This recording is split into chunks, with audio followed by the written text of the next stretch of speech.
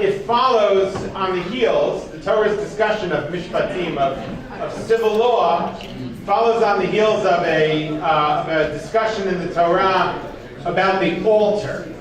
And the Talmud asks, what's the relationship between the altar and the court and the mishpatim, justice? Why are they juxtaposed in the Torah? The Talmud says this comes to teach us that the Sanhedrin, the high court, has to be geographically, has to be right next to the altar. And indeed, it was in the wall of the temple. The altar was in the temple in Jerusalem on the Temple Mount. Sacrifices were brought there in the temple. And in the wall next to it was the Sanhedrin, was the high court.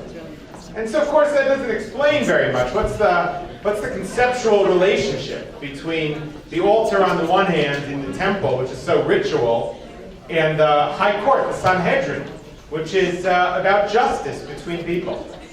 And so Rabbi Avram Rekanati, the great 13th century mystic, he says that really the altar and the court comes to do the same thing.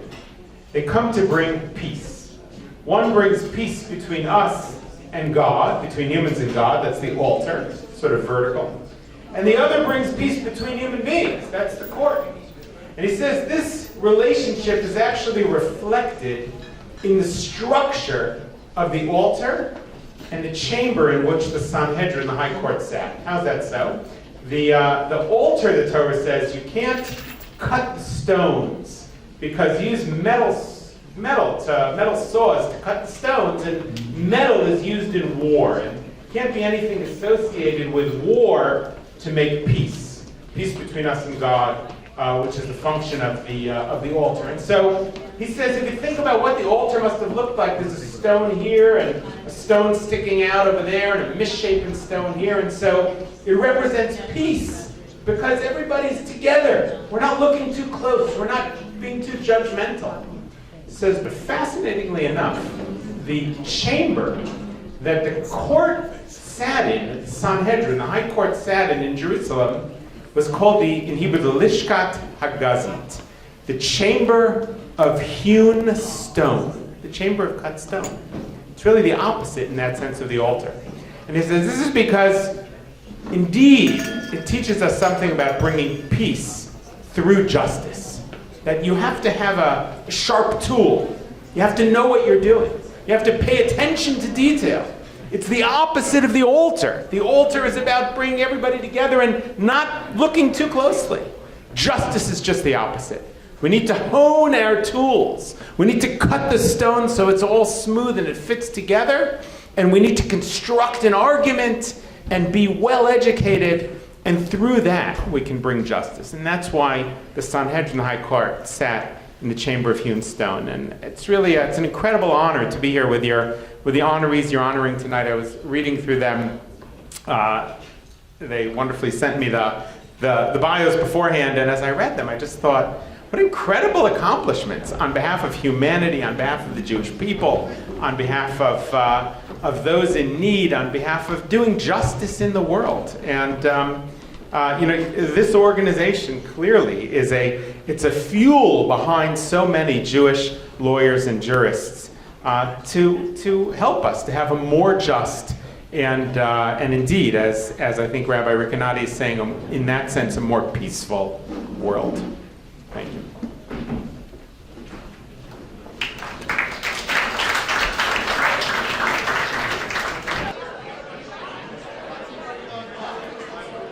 Hello, everybody. David, dear chap, can you take a seat? I know you're talking. Charlie.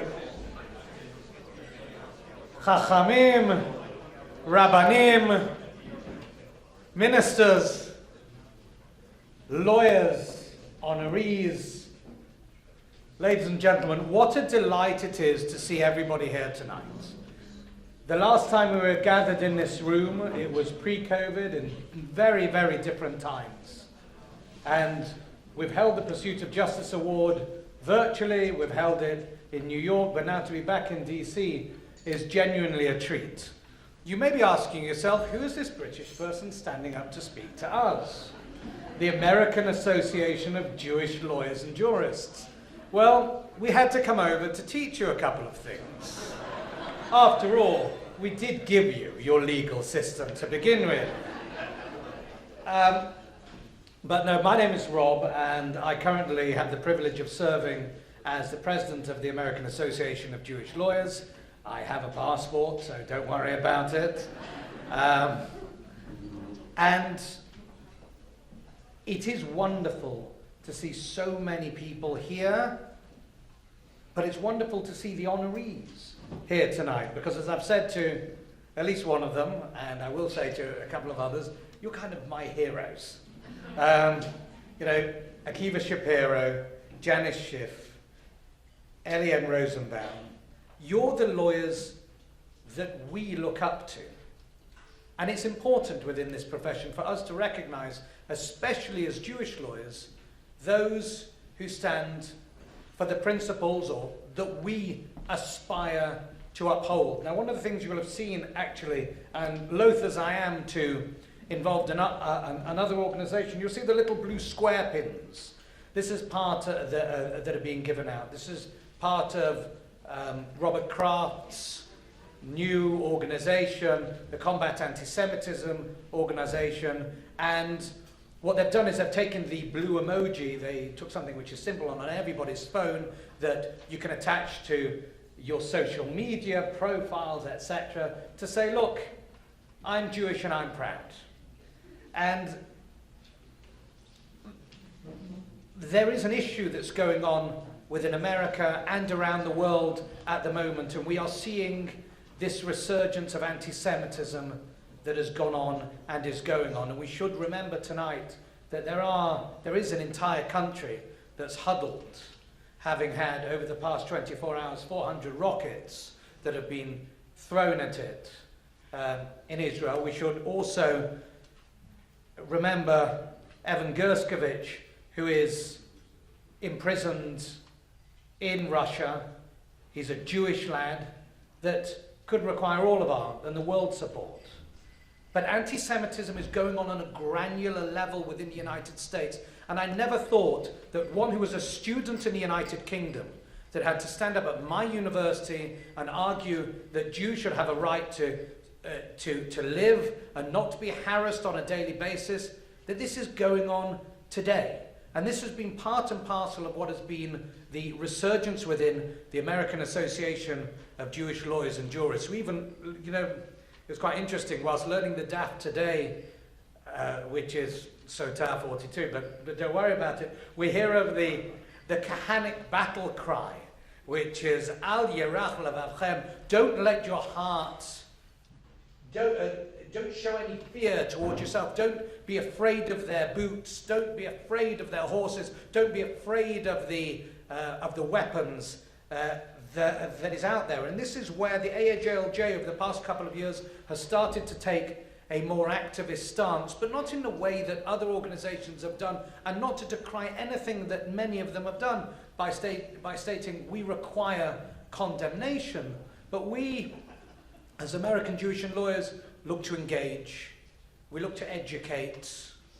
We've been doing that through the wonderful webinars and seminars that have been doing, but also getting in touch with some of these colleges, campuses, workplaces, and saying, we can come in and we will speak to you and help you if you wish. You know, people when they speak to me about the American Association of Jewish Lawyers and Jurists, I jokingly say, well, is there any other kind? And there is, but let me give you a prime example of the sort of work that we do. There was a situation only a few weeks ago in New York where a Jewish judge was sitting in state court in the 11th Judicial Circuit, and a defendant's mother stood up and said, "You judge, you're Jewish. My lawyer told me that because you're Jewish and my son is black, that he can't get a fair trial in front of you." The judge asked the lawyer in question, he's a very well-known lawyer within the state of Florida, and said, "What is your answer? What is your answer to what your client's mother is saying?"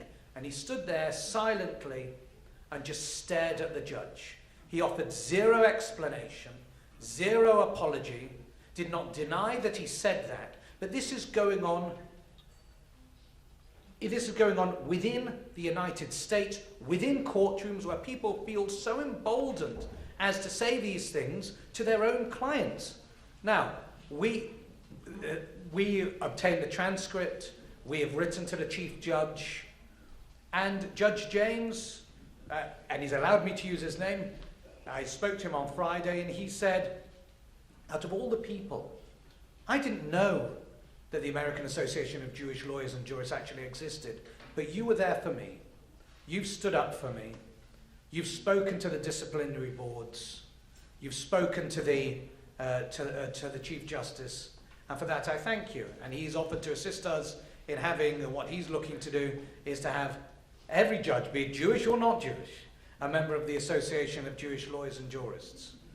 We have, on a granular level, people come to us. Students have come to us to ask us for white papers in relation to certain practices that are going on campus. HOA, people, owners within condos or communities that have HOAs that are anti-Semitic come to us. But we're not necessarily out there shouting loudly, but we are writing, we are speaking, and we are seeking to educate. I would like to, as is customary at nearly every Jewish function, we have to give a lot of thanks. But the thanks are there for a very good reason. I'd like to start, obviously, with thanking Rhonda Lees and Alyssa Gresh for putting together the Pursuit of Justice Award this year. And together with Sharon Alexson, who's not here tonight, who's our executive director, nothing would actually happen in the organization if it weren't for our trio effeminate of Alyssa, Rhonda, and Sharon. They work very hard, and they do wonderful jobs. The organization has also been reorganized over the past year into different chairs, different sections that you'll hear about. Michael Trazen, I'd like to thank him, even though he's not here tonight, for heading up membership. Stan Fink for finance and bylaws. Arthur Traldi for heading up the briefs committee. Stephen Greenwald for the Mission to Israel committee. And I have to add an element of personal thanks to Stephen. Stephen and I actually met at an AAJLJ Brown Bag event in 2011. I just randomly turned up because I thought, Jews and lawyers, how could that not be fun? And I met Stephen, a person who's become a very close friend, a personal mentor to me, someone who's brought me into this organization. He's also sometimes my moral compass and reins me back from some of my crazy and zania moments. And I'd like to personally thank him for everything he's done for the organization and everything he continues to do for the organization. Alyssa, obviously, webinars and seminars, you're putting that together.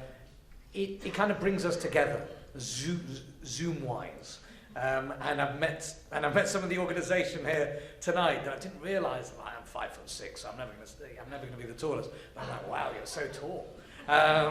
Because we only ever see people from the waist up nowadays. And for me, that's okay. It makes me feel less small, I suppose.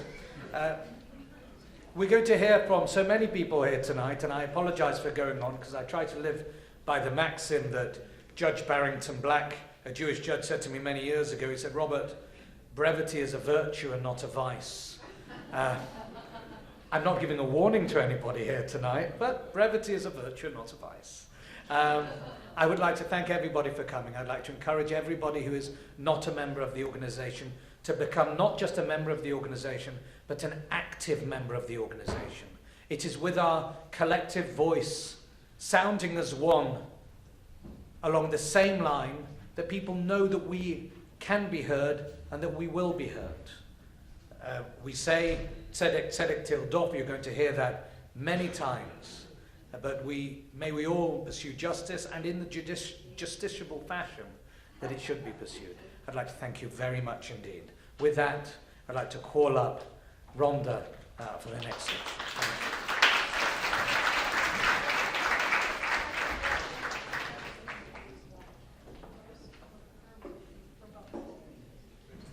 Hello, thank you for being here, and please feel free to eat while we are chatting. Greetings. Welcome to DC. I hear that some people had a little bit of a challenge getting here. It was even a challenge from Virginia. So I hope that you've had the chance to relax a little bit, eat, drink, talk to friends, family, and make new friends. It's my honor to recognize a few people who are here. We are thrilled that we have 3 prior recipients of Pursuit of Justice here tonight. Eliza Lewin,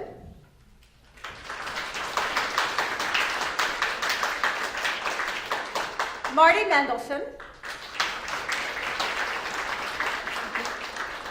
and Baruch Weiss.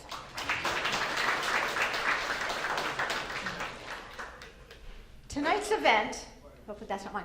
Tonight's event has happened, as Rob said, over a period of years, and it's very exciting for those of us whose practice is not 100% in the pro-Israel, pro-Jewish field to be able to learn from what we do here.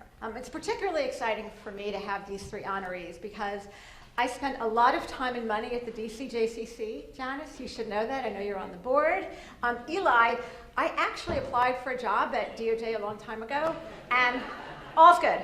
All's good there. Akiva, we've been on the board together for a while, and so this is a very exciting evening. I'm sure I will come back to talk later, but in the meantime, I would like us to get started, and I'm going to ask Paul Kiernan to come up and to do the introduction of the first award. Thank you.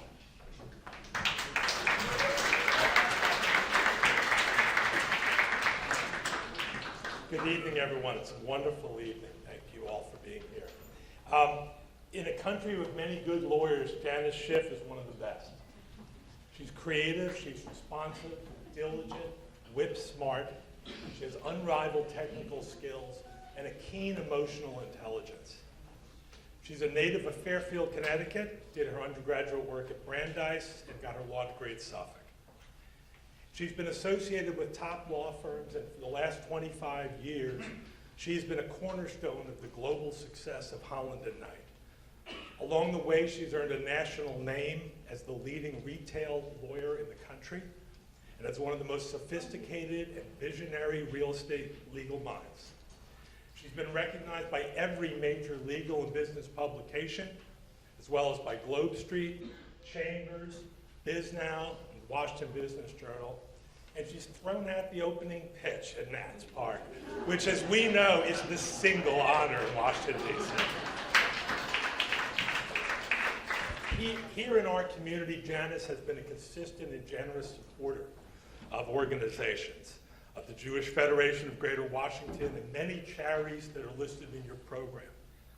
For nearly a decade, she served on the board of directors of Easter Seals.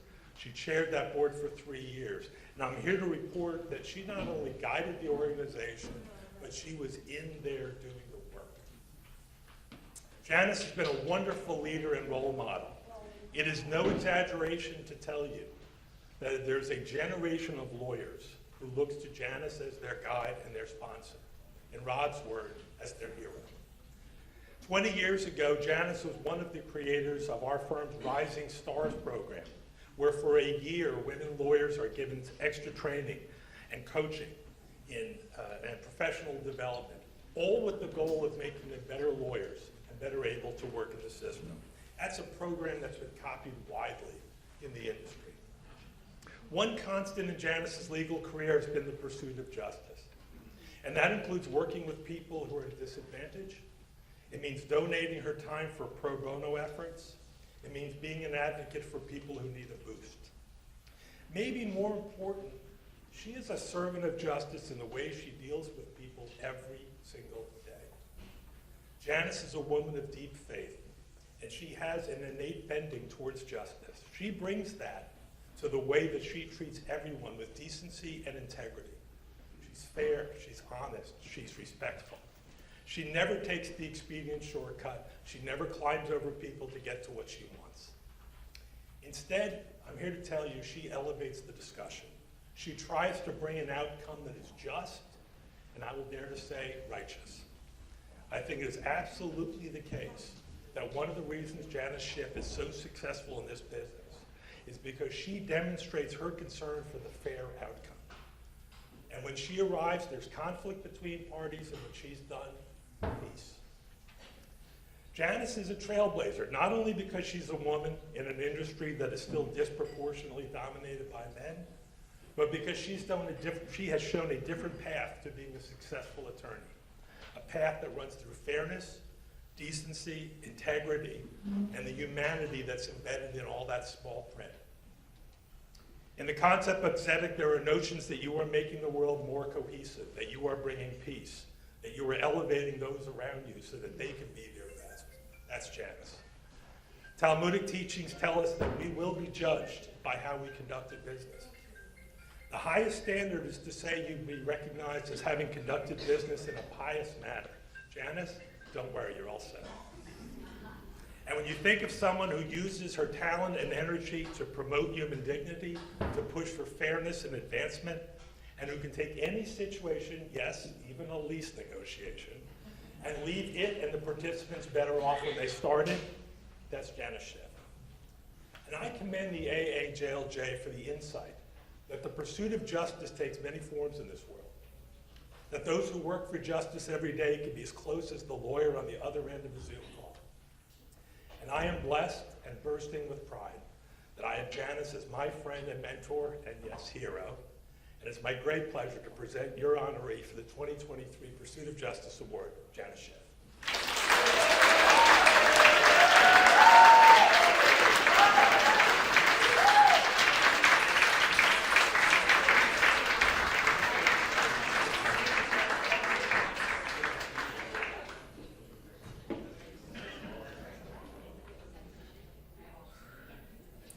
Wow.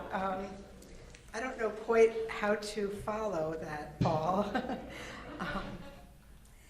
Paul, thank you so much for your kind and amazing introduction. Coming from you, those kind words really, really mean a lot. I also want to thank the American Association of Jewish Lawyers and Jurists for this tremendous honor and recognition. I am humbled by this recognition and award to be selected on the same criteria and accomplishments as both other past recipients, as well as my current fellow awardees this evening, is pretty amazing. Thank you. I want to give a special thanks to all my friends, colleagues, and family who are joining me this evening and support me in what I do on a daily basis. You are all special to me, especially my husband of 42 years, Phil.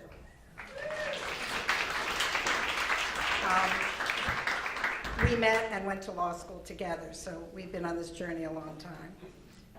My son Justin, daughter-in-law Sarah, and my one-year-old grandson Charlie, who are all the loves of my life, were not able to join us here tonight, but I know they're with us in spirit. You all give me support, energy, direction, and get me engaged, so I want to thank you. When I received a call several weeks ago from Elisa informing me that I was a recipient of this award, I was very surprised. At first, I wondered if she reached the correct person. Alyssa, you may recall I was very skeptical of why I was chosen. And it took a few days, and she had to call me back and said, "Do you want this award? Would you like it?" I don't think of what I do every day as the pursuit of justice. While I love and am excited by what I do, real estate development and leasing is not typically regarded as a community service or pursuit of justice. That said, after thinking about it for a while, I realized that my community efforts to pursue justice and work for and on behalf of my community are actually enabled by my professional career and supported by my professional work on behalf of clients. We make a living by what we get, but we make a life by what we give. This is an adage that I try to live by. Since I was a child, I learned from my family that it is critical to get involved with and support the community in which we live. We all need to be a part of something bigger than ourselves, and I try to do that every day. As a teenager, I was involved with and led Jewish youth groups. In college at Brandeis and later at Suffolk Law School, I participated and led community-based organizations. I recall how much I learned from teaching Spanish-speaking adults how to speak English through a Brandeis program called the Waltham Group, and how volunteering as an advisor for teenage Jewish youth groups gave me a tremendous sense of accomplishment. As I started off in my adult life and career, I continued to search for opportunities where I could get involved and continuing to believe that one person can make a difference. My incremental efforts were part of existing community structures where I could use my expertise, both professionally and personally, to make the much-needed changes in the world. As my family and professional colleagues will attest, I'm always getting involved with something. About 20 years ago, I agreed to walk with my friend Lori in the Avon 3-day breast cancer walk from Frederick, Maryland to the Washington Monument. Yes, I walked the 60 miles. And I even slept in a tent and showered in a trailer. Now that was going way beyond my comfort zone for a cause. While raising our son Justin, our family, with the encouragement and organization and support of Maria Shea, organized an annual day of service at our house every holiday season. We made and delivered hundreds of sandwiches and snacks for homeless adults and delivered them to Martha's table. It was amazing, and we tried very hard to instill those values in our son, who is still involved in things like this.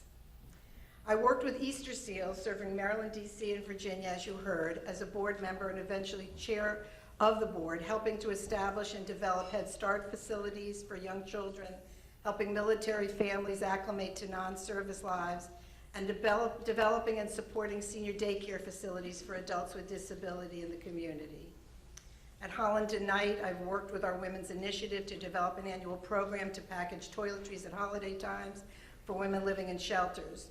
All of these activities were fun and involved others. We created a sense of purpose and community as we helped others. That's what I truly enjoy. As George H.W. Bush once said, there can be no definition of a successful life that does not include service to others. I truly believe this, and in our ever-evolving and complicated world, this is becoming increasingly critical for all of us. Doing good by giving back is a core value for me and should be for all of us. As a close friend of mine, Ron Halber, who's here this evening, reminded me today, volunteers can offer 3 things to nonprofit organizations. I didn't forget, Ron: work, wisdom, and wealth. And we should all be able to give at least one of these W's. In my professional life, as you've heard from Paul, I have followed the same direction by being part of an amazing law firm, Holland & Knight.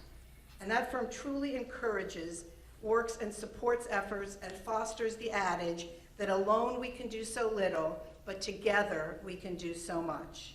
As Chesterfield Smith, one of the founding partners of the firm, regularly boasted at firm meetings, we can all do well by doing good.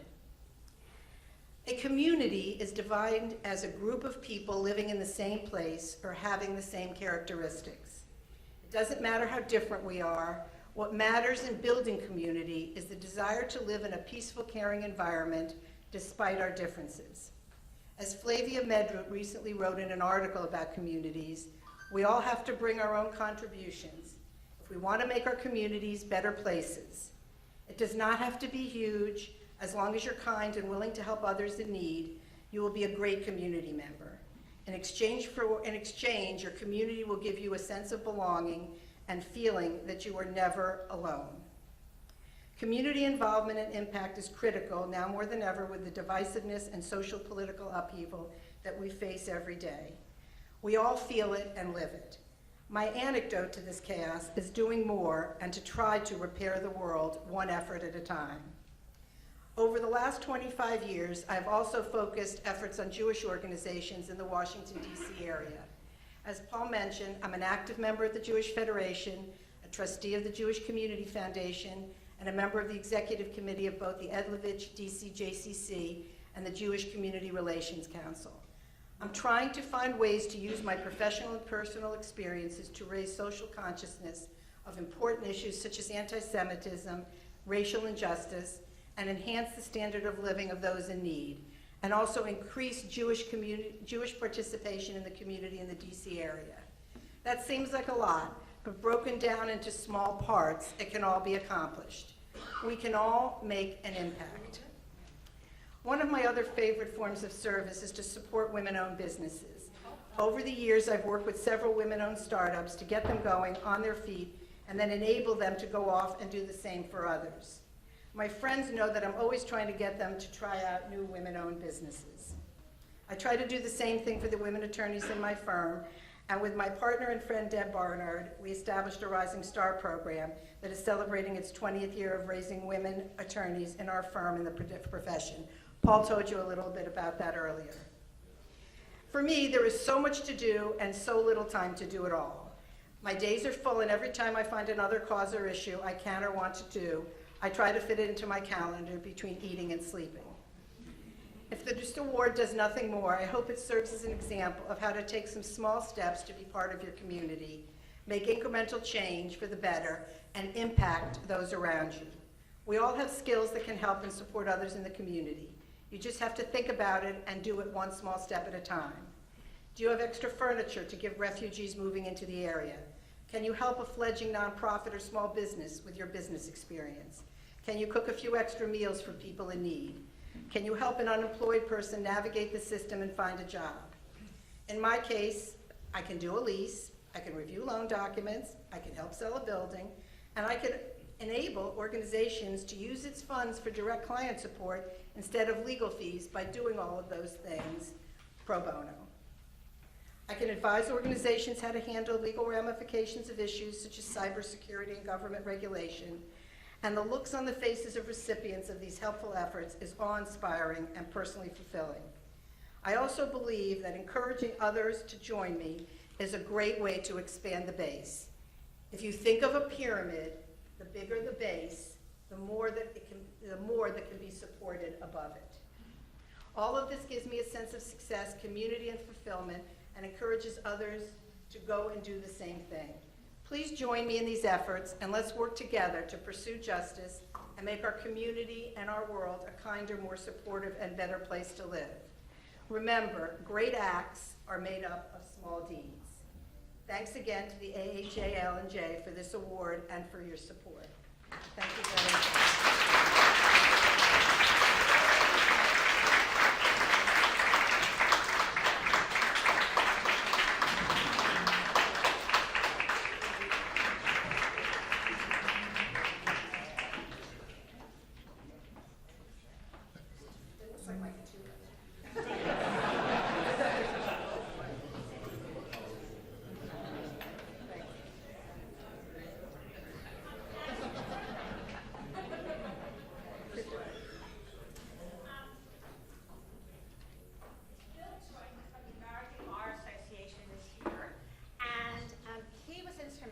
in a program called Lawyers Without Rights, which was the situation of lawyers in Germany before the Holocaust. So it is our pleasure to present to you with your own copy of Lawyers Without Rights.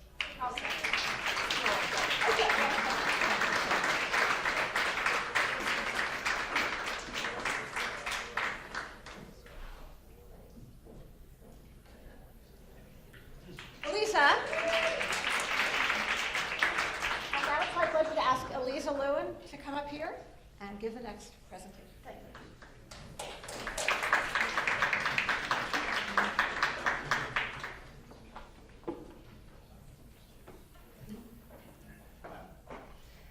Thank you, Rhonda. Thank you, Rob. Thank you, Alyssa. Thank you, Sharon. This is really, truly a beautiful, magnificent event. What distinguished company. What a wonderful setting. Congratulations and thank you. And congratulations to the extraordinary honorees, to Janis, to Akiva, to Eli. You're all real, true, remarkable role models. And I congratulate you. It's an honor to be part of this whole event. I'm delighted and honored to be able to present the Pursuit of Justice Award to Akiva Shapiro. I first met Akiva, I think it was in 2011, about 12 years ago. And at that time, he was an associate at Gibson Dunn. But I'm getting a little bit ahead of myself because I was not the first person in my family to meet Akiva. The first person in my family to meet Akiva was actually my father. Because prior to the pandemic, for about 20 years, my father, Nathan Lewin, was teaching a seminar at Columbia Law School called Religious Minorities in Supreme Court Litigation. And when Akiva was a student at Columbia, he took that class. Akiva was my father's student. So I guess you could say that maybe Akiva and I have studied with the same Rebbe. The first time that I met Akiva, as I say, he had contacted me because the case Zivotofsky, at that point it was Zivotofsky versus Clinton, which was sometimes known as the Jerusalem passport case. It was a case that my father and I were handling. It involved the right of an American citizen born in Jerusalem to list Israel as their place of birth on their US passport.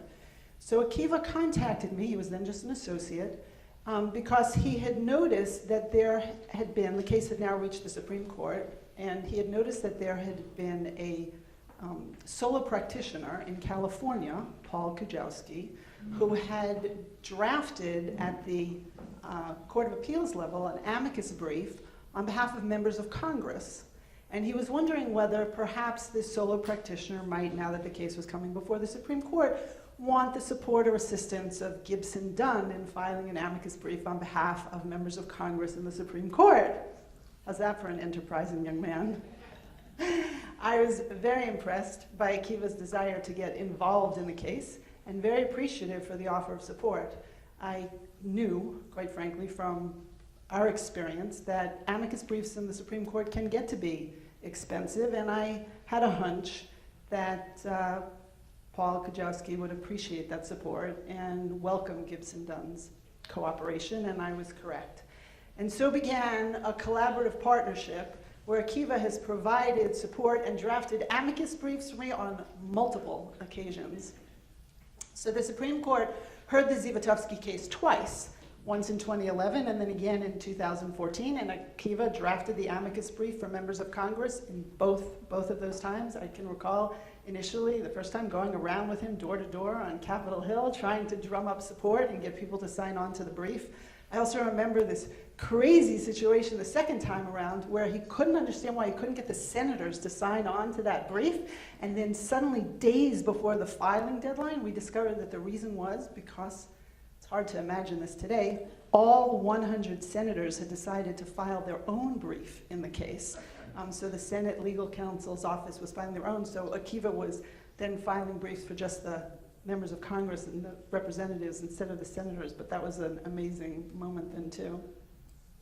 And when I decided at the last minute, which was 2 weeks before the second Supreme Court oral argument, that I would do that argument instead of my father, who had done the first, that's a whole nother story as to why I decided that, but it was very last minute, and Akiva provided invaluable support in terms of that last minute prep, trying to help coach me and advise and help us make strategic determinations on like what I would say in that first minute before I was going to get interrupted with questions in the court, and I really very much appreciated that.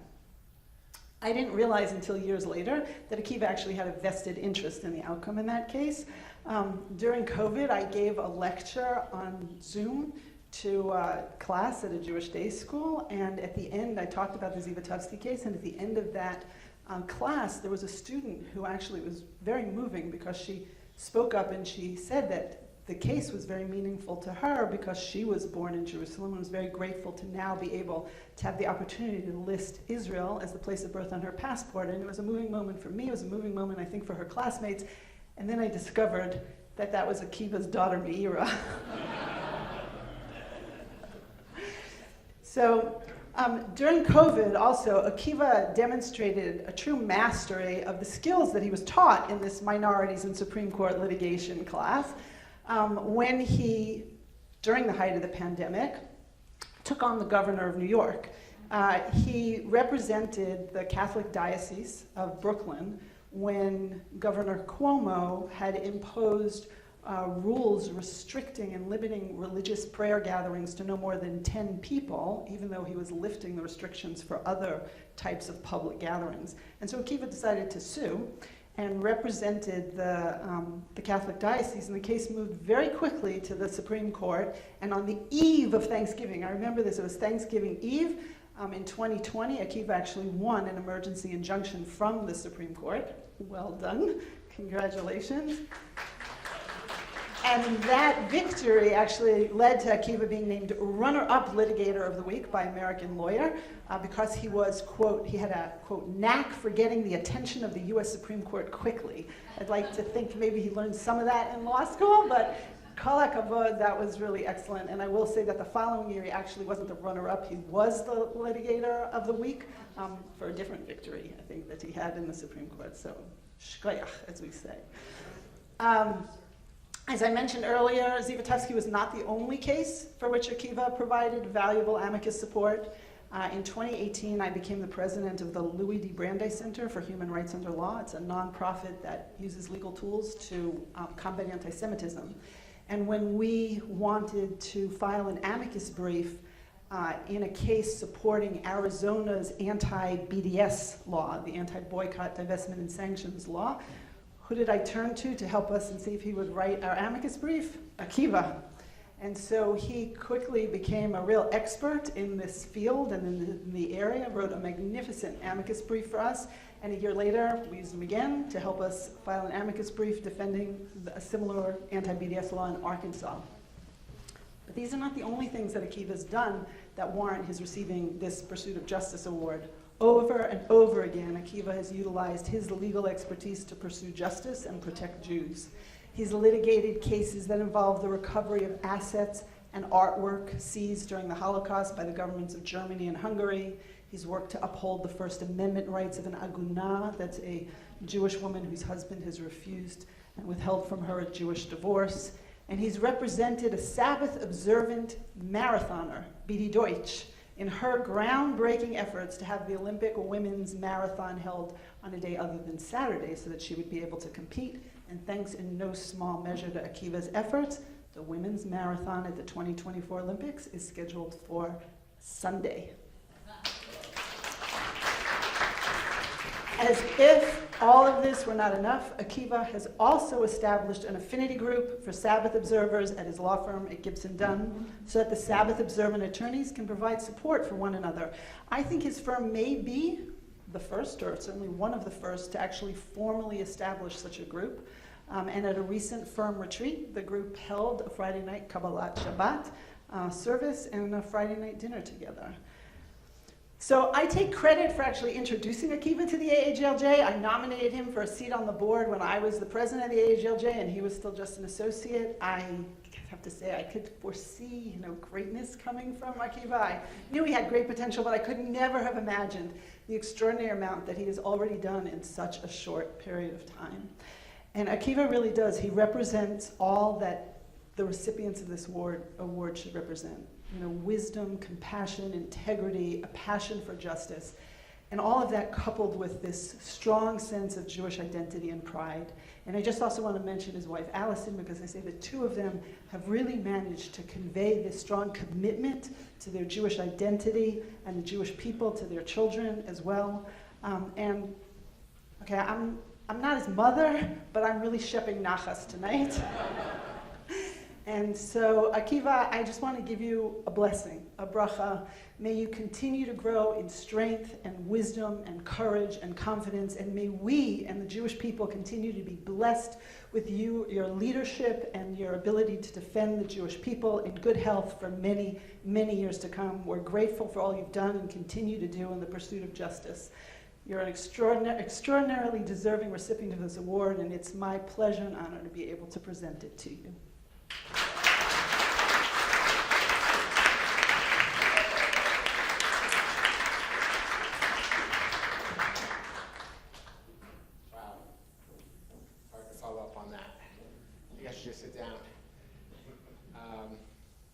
So I am going to speak from my phone, which is the first time I did this, not because I want to show up the honorees about how tech savvy I am, which clearly I'm not, because I can't even open my phone up, but because, as some of you may know, I can't really help myself but to continue tinkering on things up to the last minute. So as we were on the train down here, I was doing some line edits, and then I thought, you know what, I should really restructure this thing. And I had another idea, some research on Google. Before I know it, it was an entirely new speech. So here it goes. First of all, thank you, Eliza, for that beautiful introduction. And more than that, I want to say I have such such gratitude to you for all of your support, all the opportunities you've given me, all the mentorship over the years. When we first met, I really was just a junior lawyer right out of law school, looking up to you and to your father for your advocacy in the Jewish community in so many ways and in so many places. Wherever there was a need, you and your father stepped in, and that has really been an inspiration to me throughout my career. Mazel tov to my co-honorees. I'm humbled to be sharing the award with each of you. Okay, the American Association of Jewish Lawyers and Jurists. I thought I would take a moment while I have your captured audience here to talk about and reflect on what it means to be an American Jewish lawyer. I think it's a big task, but why not? So I'll take each in turn. Jewish, I'll start with that one. 2,000 years of exile and wandering. There's a lot to say. Often as a separate and despised people, it's given many of us a sense of being perpetual outsiders, but also a heightened sensitivity to the plight of the stranger, the downtrodden, the other. And indeed, our rich heritage and history foregrounds these values and encourages us to advocate for justice. Perhaps the first lawyer in history was Abraham, appealing to God to save the people of Sodom and Gomorrah. He argued, will not the judge of all the earth do what is right? Ever since, a good litigator knows to appeal to the judge's sense of justice and rightness, and not necessarily or always or principally to the technical legal arguments.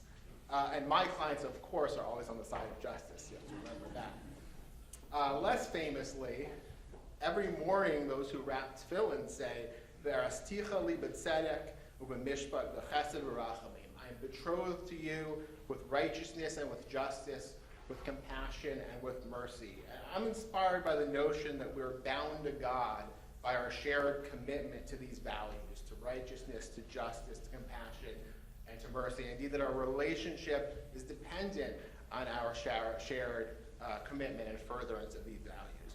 So we're outsiders with the centrality of advocating for justice. And together, I think that gives us a sense of vigilance in protecting the most vulnerable, the needy, in fighting for freedom and equality for all, not just for our own community and for the Jewish people, but for all people, like Abraham himself in advocating for Sodom and Gomorrah.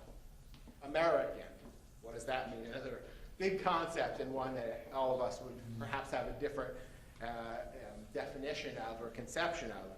But to me, at least in the context of an American Jewish lawyer, to be an American is to receive as your birthright the promise of all men are created equal, of being endowed by our Creator with unalienable rights, the pursuit of life, liberty, and among them the pursuit of life, liberty, and the pursuit of happiness. In other words, the opportunity to be full members of society, economically, culturally, politically, socially. Our appreciation for these opportunities and blessings is heightened by our Jewishness. After all, America, the Golden Medina, as it was known in the old days in Yiddish, the golden land, has offered freedom and opportunity for Jewish people virtually unparalleled in history. Of course, there were challenges, among them getting here, and then once we were here. Personally, my own family was not very many generations ago across an ocean in Russia and Poland. 3 of my grandparents crossed and arrived at Ellis Island to make a better life for themselves. They lived through the Depression. They worked with their hands to put food on the table. My parents were here, went to college, went to graduate school, sacrificed to give me opportunities. My in-laws were here as well with a similar story. So to be American is to recognize and appreciate these sacrifices and to be fueled by them as as we work to help this great country, which is, like all human endeavors, flawed and imperfect, to live up to our ideals. To be a lawyer, another significant concept. One of my professors, Eben Moglen, used to say, to be a lawyer is to make things happen with words. He also told me one time, do you think that you're like God, that if you don't speak the word, the world doesn't come into being? So we have to take what he says with a grain of salt. But I think he was right about the words thing. But not just any words. Lawyers don't just make things happen with any words. We harness the courts and the legal system to protect and advance the cause of liberty, equality, and justice, to fulfill the guarantees of the Constitution and the Bill of Rights amidst the messy reality of life, to speak up and advocate when our society, and in particular our government, is not living up to those promises and ideals. So to be a Jewish American lawyer is to draw on these three strands, to weave them together into an identity that is stronger for their interconnectedness and for their symbiosis. But being a Jewish American lawyer was not always smooth sailing. Prior generations were not able to get a job at a large law firm. They had to start their own separate Jewish firms. They had to get jobs in government. One of the people I know that went through this experience was Eliza's father, Nathan Lewin, one of my professors in law school, as she said, and a prior Pursuit of Justice awardee. And fast forward in one generation, we are all here, fully Jews, or fully whatever our identity is, and fully lawyers, being able to draw on both, on our cultural background, on our values, to enrich the legal profession. And now I am here, a partner and a practice group chair in an old line firm started in the 1800s, and with a Jewish chairperson to boot, Barbara Becker. And to steal a line from Barbara in one of her recent speeches when she received an award from a Jewish organization, let's take a moment to reflect on the progress made in just one generation. I think we lose sight of that only 50 or 60 years ago, a Jewish lawyer couldn't get a job at an old line firm, and now here we are. It's an amazing thing. And finally, with that background, I want to reflect on what this award means to me personally. It truly is a full circle moment and a little bit surreal. As Eliza stole my story a little bit, stole my lines, but in law school, I thought constitutional litigation, the Supreme Court, that sounds kind of interesting. And I saw there was a class, religious minorities and Supreme Court litigation. Oh, I'll take that. In walked Eliza's father, and my interest was piqued. He did such interesting and insightful things to say about the court, about the processes of the court, about the inside workings of the court, and incredible stories about some of the cases that he has litigated that had made it up to the court, that had protected religious liberties, and also some of the cases that had failed because the court had not seen the case the way that maybe I would have seen it or he would have seen it. And that was very inspiring, and particularly inspiring was my first trip to the Supreme Court. The first time I ever was in the Supreme Court was with that class. We went, it was an annual tradition. The seminar would go and visit the Supreme Court and meet with Justice Scalia, who was a law school classmate of Nat Lewin, and meet with the advocate on both sides and hear our argument at religious liberties. This case was Sosamon, Religious Land Use and Institutional Persons Act case. And to go there and to be at the court and to meet the justice and to meet the advocates really, really launched me onto the path that I followed, that I'm on now. So I'm so grateful for that. And to think that both Eliza and her father are prior honorees, prior awardees of the same award, is really something special. And my first Pursuit of Justice award that I went to after Eliza invited me to the board was at the Supreme Court, and Justice Ginsburg presented the award to Justice Kagan, which also was an incredible moment, an incredible experience, an incredible event, and to think that I am playing the part of Justice Kagan in that story is really hard to believe. So with all that in mind, I feel, and I hope we all feel, an obligation drawing on the sense of Jewish outsiderness and our history of wandering and fragility, and on the unique and meaningful weight of our heritage and what it places on the value of justice, to take advantage of our opportunities provided by the sacrifices of the prior generations and the work that they did, to build on their successes, to further the causes of justice, and specifically as lawyers, to be ever vigilant in continuing to protect liberty and freedom through the American legal system, and to thereby build a more perfect union for all citizens. The AAJLJ, under Rob Carson's leadership, is doing just that, and I humbly thank the organization for this award, for everything that it does. And I would be remiss if I didn't say thank you to my parents for making the trip in, to my in-laws, to my sister and brother-in-law, to my children, 3 of the 4 that are here, the one, Meira, who made Aliyah with her passport saying she was born in Israel and couldn't make it, but we were very proud of her and very proud of the small part I was able to play in her story, and of course to my wife Allison, without whose support I couldn't have done and can't do any of what I do. As the rabbis instruct, Lo alacha ha-mlacha ligmor, v'lo atah ben chorin lihibatam mimena. None of us has the responsibility to complete the work, but neither are we free to desist from it.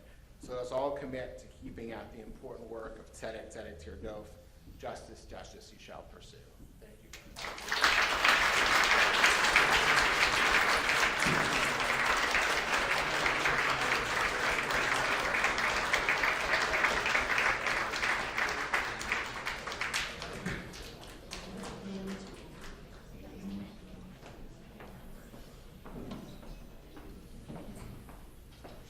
Right, and now we're going to have another previous recipient, Martin Mendelson, introduce our final awardee, Eli Rosenbaum. Thanks, Martin.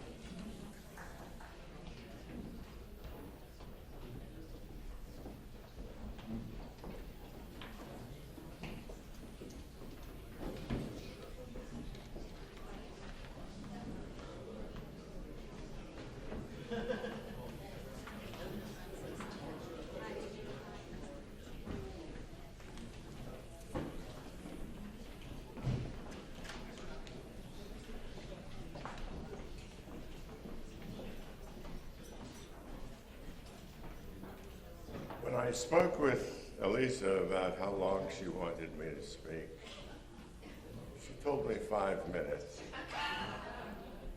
And I told her, unlike most Washington lawyers, and I apologize if some of you think I'm wrong, I'm a litigator. I work very hard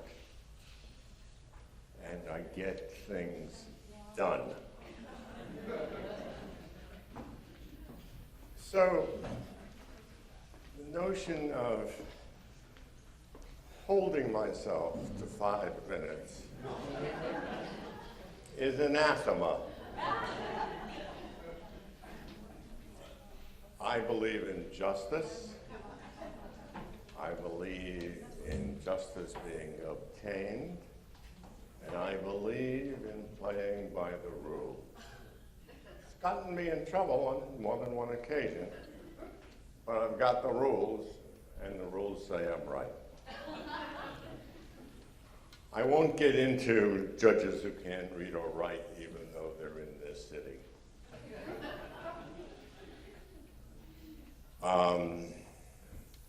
So let's get to real business. My friend, Eli. We are here tonight to honor a man who needs no introduction to this group and who has contributed greatly to the pursuit of justice. I am delighted that Eli asked me to introduce him. Of course, we should all know of his accomplishments prosecuting accused Nazi war criminals in this country as well as abroad, and his accomplishments to this very day. But let's go back to the last century.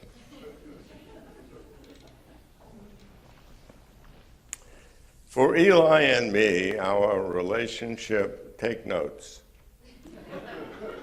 began in the summer of 1977. How many of you were alive in 1977? All right. An important minority, but a minority. My phone rang. I was at the Justice Department. I had just been tasked with creating something to prosecute Nazi war criminals in the United States. It was an interesting time for me because I was simultaneously cleaning the Aegean stables and trying to teach lawyers how to try cases. The stables were clean and the lawyers knew how to try cases, but it wasn't easy. Anyway, Eli introduces himself and asks if he could be my law clerk for the summer. Sure. It was a different time, a very different time. In the course of our conversation, Eli mentioned that he was a student at Harvard Law School. I asked if he had taken any courses with Professor Dershowitz. When he said he had, I told him I would call Alan and ask him about Eli. I called Avi and received a stunning endorsement. Eli had a job which he turned into a career. We should all be grateful for the choices he made, the accomplishments that he led the Justice Department in prosecuting hundreds of accused Nazis, being successful more often than not, personally making me happy by getting his hands dirty. Because if you can't get your hands dirty, you can't build a building. And if you can't build a building, you shouldn't be a lawyer. That's where I sit or stand. All of us in this room have benefited from what Eli has accomplished. He is internationally recognized, and few members of the U.S. government on the world stage are as respected as is Eli. Just a quick anecdote.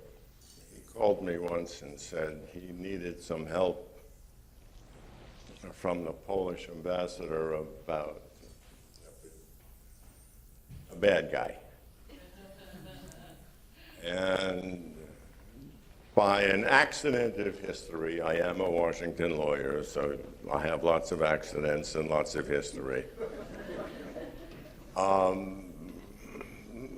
The Polish foreign minister at that point had actually, before he became foreign minister, worked at AEI, and we were friends. So I just picked up the phone and called him. And he said, I'll do what I can, but it's tricky. And I said, if it wasn't tricky, I wouldn't be on the phone. Anyway, it resolved itself in ways that I think Eli is satisfied, and I wasn't. Wasn't as clean as I would have liked. But the fact is, we get the job done. I know I sound like Joe Biden, which not intentional at all. So I'll change the subject, go back to Eli. Eli wanted to retire. Can I say that? Thank you. Eli said it's okay. And he found an obstacle. It was this guy called Merrick Garland, the Attorney General, who wanted Eli to go to Ukraine to set up something similar to what's now called the Office of Special Investigations. I thought that was a great idea because I was present at the creation in 1977. But Eli will make us proud because Eli will succeed. Eli will figure out a way to introduce the rule of law and achieve justice for those who have, in the 21st century, participated in 20th century war crimes. The Russians should be embarrassed, ashamed, whatever. And whether we like the Ukrainians or not, and I can argue both sides. Yes, you know that. Eli will make it better. Absolutely will make it better. And I should mention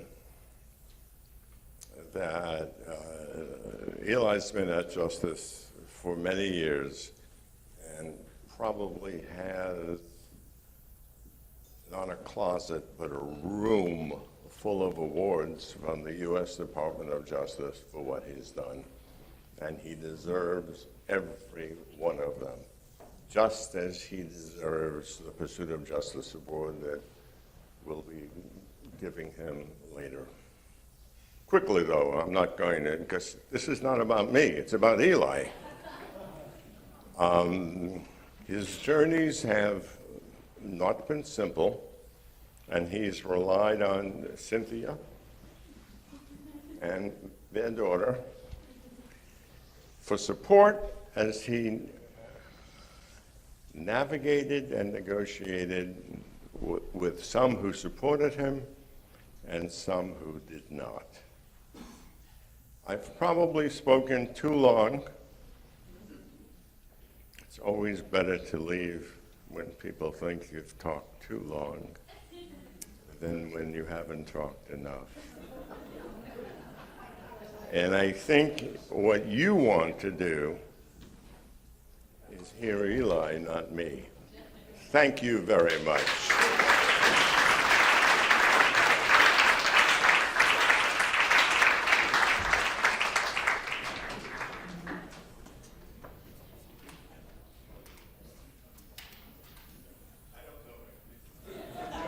A lot of people say that about me.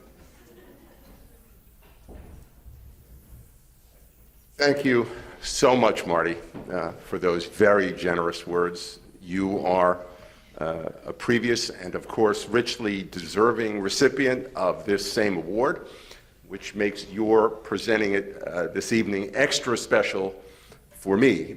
But what makes it most special of all is that you've been a role model, mentor, and friend for all these years since you first hired me as a summer law intern at OSI back in the late 1970s to work on a program that you had launched at the Department of Justice and for which there was no precedent, much less a playbook to follow. The program's many successes in the ensuing decades owe so much to the exceptional leadership that you provided in those first years and to the courage that you brought to the mission, courage for which you paid a steep professional price. What an unforgettable summer that was, working alongside prosecutors you had hired and whose unswerving dedication to the mission of pursuing justice in the wake of Nazi inhumanity inspired me every day. You took me under your wing, and I even got treated to some dinners at your home, enjoying Simma's fabulous cooking, and getting to know your wonderful children, Alice and James. I never told you this, but as I started my drive back to law school in Massachusetts after my last day as a summer law intern at OSI, and you'd given me such a moving farewell, I was in the car and my eyes welled with tears. And I'm sure that's the only employment experience I've ever had that left me in tears for a good reason. I'm deeply grateful to the association for this recognition, and I congratulate Janis Schiff and Akiva Shapiro for their determination and accomplishments in pursuing justice that have earned them their AAJLJ awards today. Let me add my thanks to Alyssa Gersh, a consummate professional, for her many kindnesses in connection with the event.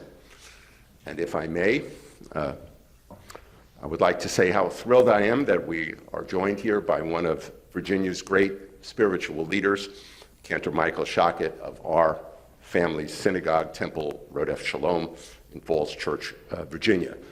With apologies, not really, to the Marylanders here, I must remind you that you've been displaced, and the largest number of Jews in the DC metropolitan area live in the Commonwealth of Virginia.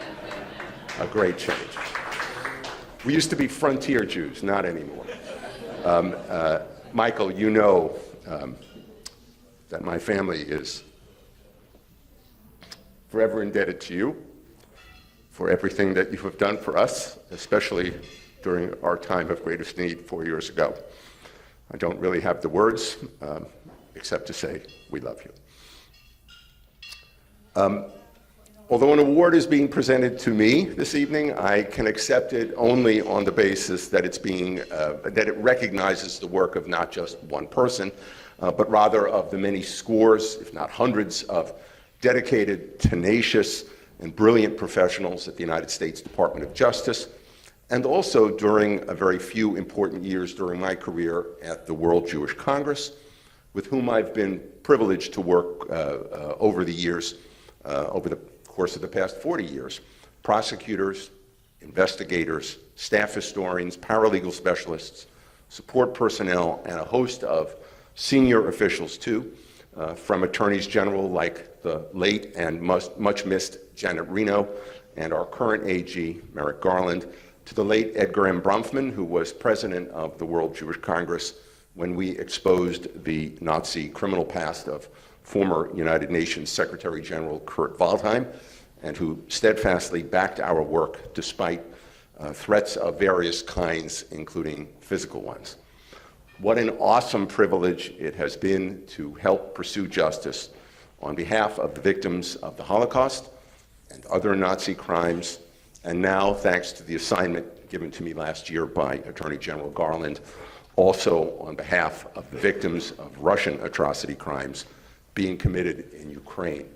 And it occurs to me this evening that there are two countries, the only two countries with Jewish presidents, right, that are under constant missile and rocket attack, Ukraine and Israel. The principal heroes of our prosecutions have always been the courageous surviving victims who've been willing to testify in our cases, reopening on witness stands in more than 20 US states thus far, their deep psychological wounds that could never, of course, heal, all in order to inform American judges about the reality of ghastly crimes overseas that the judges, like the rest of us, can barely imagine. It's been the greatest privilege of my career to have been trusted by survivors to sponsor their testimony in US courts. I have in mind people like Yankel Gelfand, of blessed memory, a kindly, gentle, 84-year-old Jewish survivor from Smilevici in what is today Belarus, whom I presented as a trial witness in 1983 in a prosecution of an officer of a Nazi-led Lithuanian-staffed mobile killing unit that had methodically shot to death more than 19,000 Soviet Jews and other civilians. Mr. Gelfand and his wife were new immigrants then from the Soviet Union, and they were among thousands of Jews who reached our shores after being freed from Soviet tyranny through many years of difficult and dogged advocacy by American Jews, including some in this room, myself among them in my student years in a small way, and because of steadfast support from our allies in Congress and the White House over the course of multiple administrations. On direct examination, Mr. Gelfand broke down weeping when I asked just my third question. My first two questions asked only for his name and his date of birth. The third question I asked was simply, "And where were you born?" Eventually, through tears, he was able to summon the strength to pronounce the single word, Smilovici, the place in which his close-knit Jewish community was destroyed and in which the life of his son, a lad of just 13, was cruelly extinguished. I also have in mind people like Ramiro Cristales, who in 2010 testified in a courtroom in Florida, federal courtroom, at the sentencing hearing of a defendant of ours who had taken part in one of the most notorious massacres in Central American history, the 1982 mass murder of the approximately 200 men, women, children, and babies present in the small village of Dos Eres, Guatemala, when the defendant and his infamous Guatemalan paramilitary unit arrived. The killers basically wiped the village off the face of the earth. The defendant had, by his own admission, touched off the massacre by throwing, I apologize for this, throwing a live baby down the village well, a well from which many other bodies were exhumed years later. The only survivors of the massacre were two little boys, one of whom was Ramiro, who was now more than 30 years old and living in Canada. So bravely, he recounted in court the unimaginable cruelties he had witnessed, including the murder of his baby, the 9-month-old baby sister. But actually, I never had to look very far to find heroes like Yankel Gelfand and Ramiro Cristales. They were much closer by as well. Marty was one of them, of course. So was Neil Scher, who served for over a decade as OSI's director before I succeeded him. Neil's widow, Bonnie Kagan, is with us tonight. Thank you for coming down from New York, Bonnie. Neil famously jeopardized his career by exposing a plan by a sitting attorney general to save from deportation to Europe former concentration camp officer Carl Linnes by spiriting him off to sanctuary in General Manuel Noriega's Panama. The scheme had been hatched in collaboration with Patrick Buchanan, who was part of a cabal that for many years waged war on our small office. Neil's secret intervention prevented Linnes from getting away, literally, with murder. If I later brought some courage to my own work, it was due in large part to the examples of Marty and Neil. Another of my nearby heroes was Michael Bernstein, Mike of Bethesda, who was my deputy at OSI while I was serving as deputy director under Neil Scher.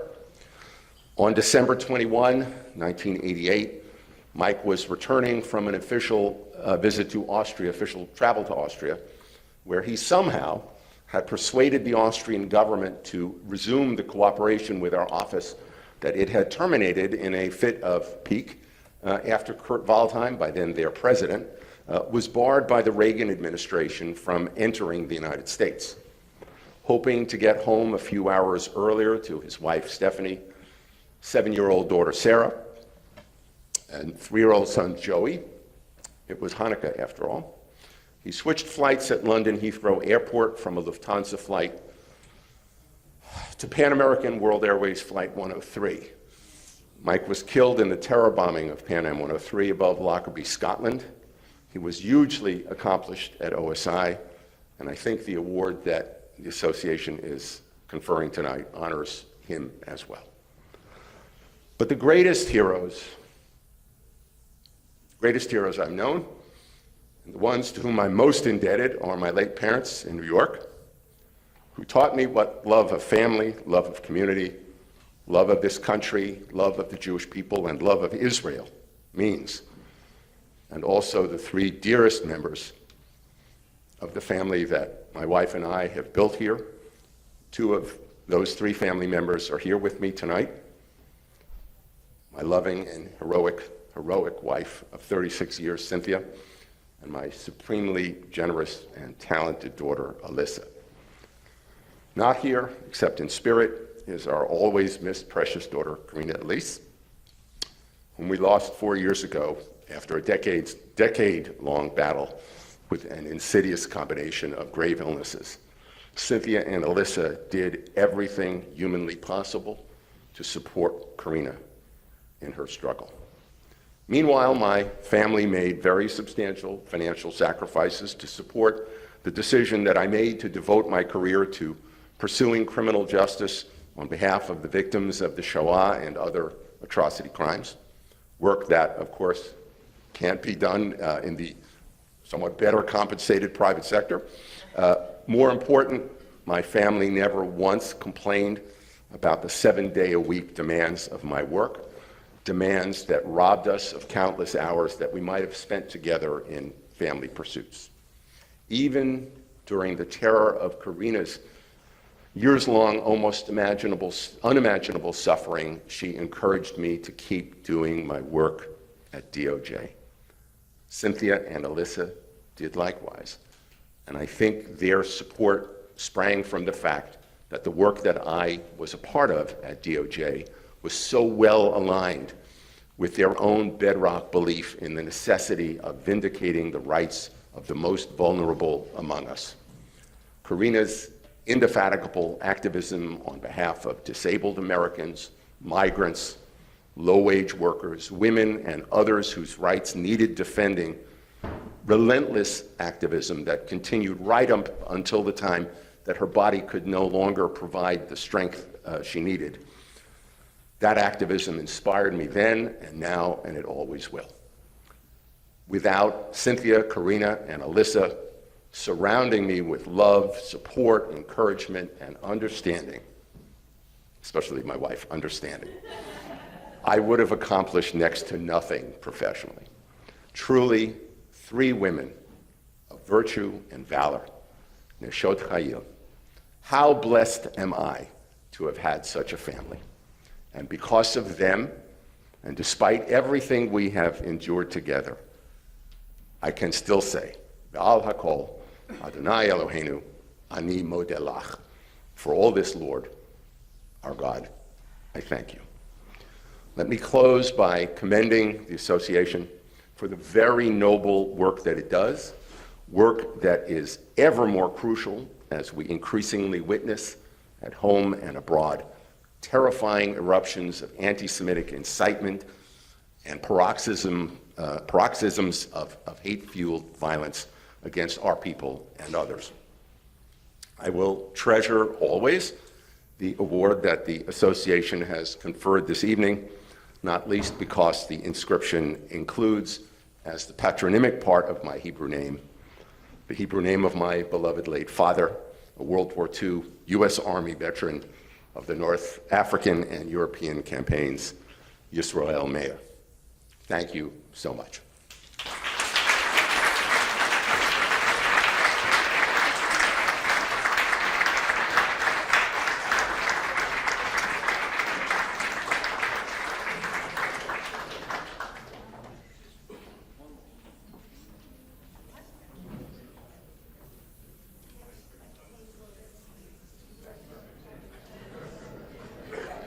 We just have a few more speakers. Arthur Traldi, just say a few things. There you are.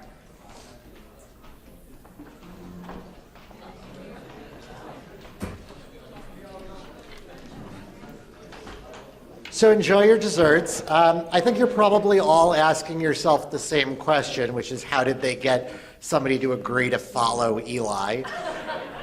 And the answer is when Rhonda sent me the program on Friday, I didn't read it very carefully, so let that be a lesson to all of you. But I've been asked to talk a little bit about the work of the amicus committee. Before I do, Janis, Eli, Akiva, Shkoyach, it's a pleasure and an honor to be here with you. And thank you and congratulations to Rhonda and Alyssa particularly. They've done an enormous amount of work. I think we can all see the results tonight, and I know AAJLJ will benefit greatly from those results going forward, so mazel tov. And to thank our sponsors, which are Gibbs and Dunn, GS2 Law, Holland and Knight, particularly for a really great evening.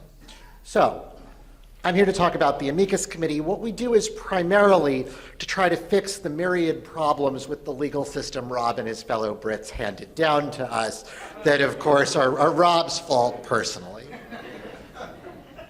Aside from that, we try to intervene in cases where our Jewish values or the Jewish community's interests are impacted. And we filed 2 briefs in the last couple of months that I'll talk about briefly.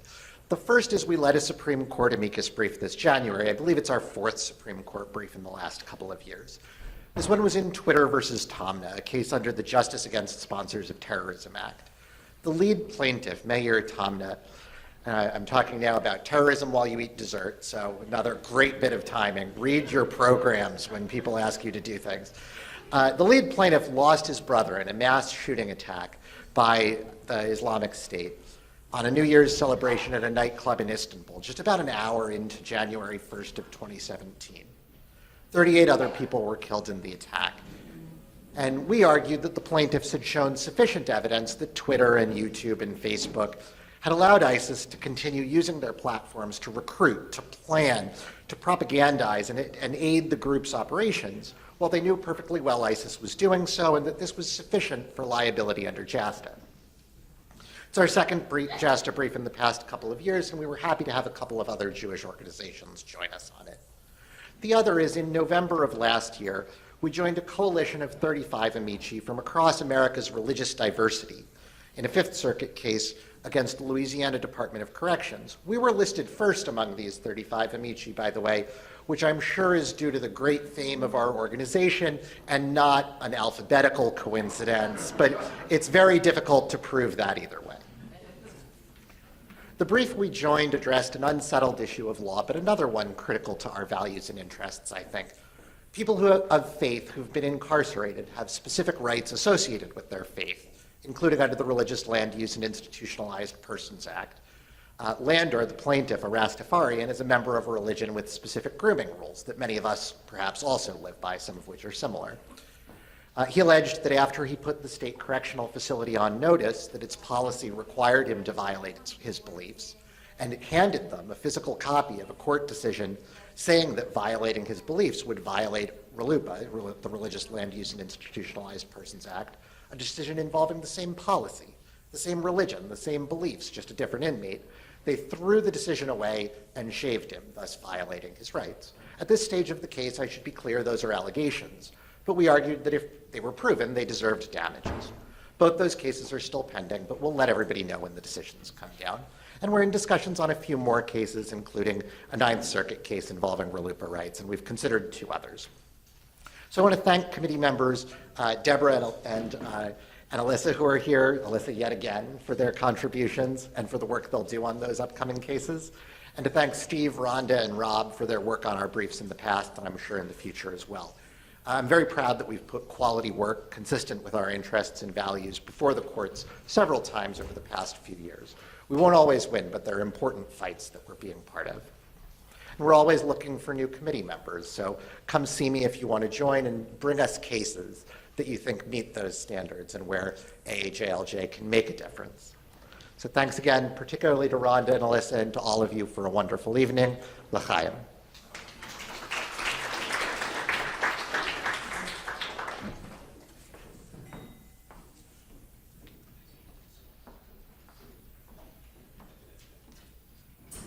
Okay, so the beginning of wrapping up the night. Thank you everybody for coming. There's going to be a couple of other people after me. And thank you, Arthur, for doing the sponsor thing. Rhonda was texting me, say thank you. Say thank you to more people. I should like to thank board members that have come in, Matt Cronish, Arthur, who you've just heard from, Elisa Deb Fioia, Elisa, Rhonda. This is an organization which requires doers, and they are the doers across the board. We're going to see a few further changes with the AAJLJ. We're going to have a new website, which is being constructed. I also, as my personal present to everybody, because everybody hates typing aajlj.org, because they miss out an A or they put in something else. So I've given Jewish.legal. We also have that now linking through. But on the new website, other than wonderful videos of tonight that will be seen in due course, you can watch yourself back, Akiva, and you'll say to yourself, how can I read from a phone? My finger was just going. But I would love to see you do that before the Second Circuit. I think look down. What's going on with that finger there? But also, one of the things that I'd like to see on the website would be a list of all the members, such that we as lawyers can hypothetically see if we need local counsel in Chattanooga, Tennessee, that you can see who the members are, that you can immediately go and reach out to. There has to be use to just having a website, and you'll see the seminars and webinars, etc. There's a lot to be done. I would ask anybody who's here, become a member. We're nice people, I do believe. And unfortunately, with the amount of burgeoning anti-Semitism in the world, there's an awful lot to do. And we're all busy people. We are all busy practitioners. We need your help, not the financial help. We need the help of people who are doers, and if you want to do, and if you want to be involved, and if you want to be involved in an organization that is doing, I would encourage you to become a member if you're not already there. We also have other types of members. I'd like to thank David Ross, who came with Transatlantic Legal Solutions. We're not just who came in. It's not just lawyers that we have here, but it's also people who are supporting the legal industries, which we're looking to engage with as well. My personal thanks, once again, have to go to all the people that have been honored here today. We're just lawyers, but you guys take it to a completely different level across the board in terms of your community engagement, in terms of what you've done, and what you continue to do. And for that, I'm distinctly grateful. I should like to call upon now, I think it's Elisa.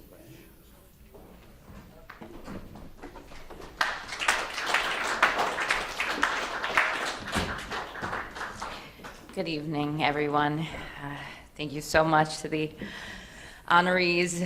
I probably wasn't the only one who was very moved by all three of you. I'm the director of programming. The AAJLJ puts on a good number of programs. Actually, I was on the buffet line and I saw Ron Halber from the JCRC. We do put on brown bag lunches with the JCRC of Greater Washington. So basically, if you join, just give me your email addresses, and I will tell you when to come to our programs. And we have one May 24th with an ambassador of Israel talking about the current state of the reform of the judiciary in Israel. And I would be remiss, even though my mother told me, like, don't cry, but I do. I can't help it. I have to bring up, I'm really blessed to be surrounded by these people that I really look up to, and they've had careers that tend to span a number of decades, and unfortunately, sometimes we lose them. So if I could just mention a few of our board members, unfortunately, that we lost this year. We lost Paul Berger, Donald Burris, and Harold Halpern. They do great work, as so many of you do. So thank you all for inspiring me to keep going, and thank you so much for joining us this evening. And now Rhonda Lees will almost close us out.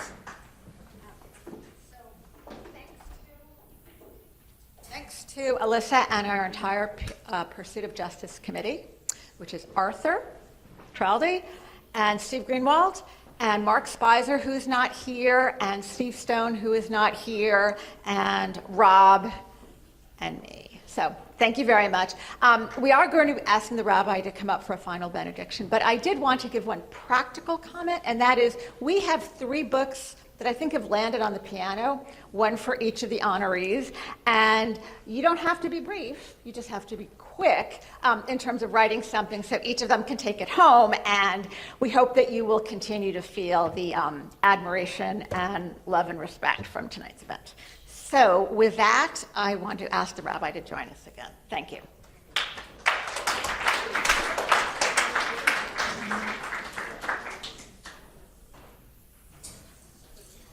You know, because pursuing justice is such a big mitzvah, not only for Jewish people, but the Torah says every society, it's one of the 7 laws that every society has to have. I would say that studying the law, practicing it honestly, is indeed, it's a mitzvah. It's like Torah. And so I want to finish with the blessing from the Mishnah of Rabbi Nechunya ben Akana, who was a rabbi who used to pray when he would enter the study hall to study Torah, to study the law. And when he would leave, he would pray. And the Mishnah says, what was the prayer that he would say? And the rabbis tell us, when he entered, he would say, may it be your will, God, that no legal mistake or damage should come through me, and I shouldn't trip in a matter of law or Torah.